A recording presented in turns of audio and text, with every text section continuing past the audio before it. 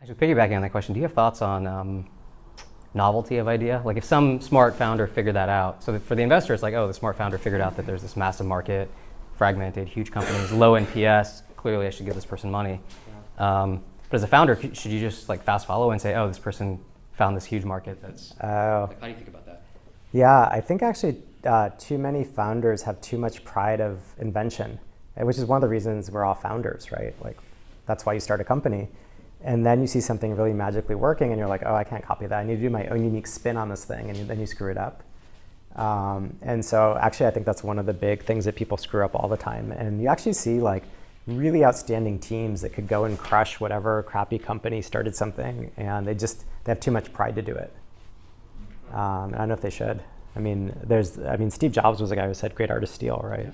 So, is there a rule of thumb, you think? Is it like, if you see a seed stage, Series A stage company that's really crushing it, that's like prime, you should fast follow and out execute, or by the time they're at Series D, it's too late, or like, how do you think about that? Is there like a window where it makes sense to do that, and a window where it just doesn't? It's a really hard question around when does something truly have both escape velocity as well as defensibility. And if the thing isn't very defensible and you could catch up in 3 to 6 months and 5 other people are going to do it and it's going to be a commodity market.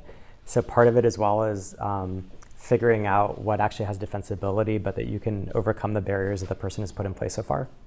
Or can you do a slant on it that creates a defensibility if there isn't any? So I think a lot of people don't think a lot about defensibility when they should. How do we protect our moat? Yeah. And so I think part of it is that, how hard is it really? What's the defensibility? What can we do that's unique?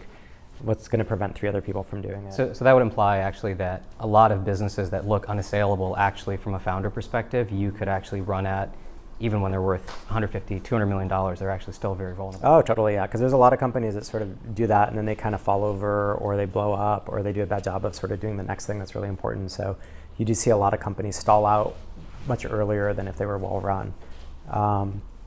So I think the other piece of it too is there's a lot of markets that look really crowded, or it's already game over and then there's tons of room left.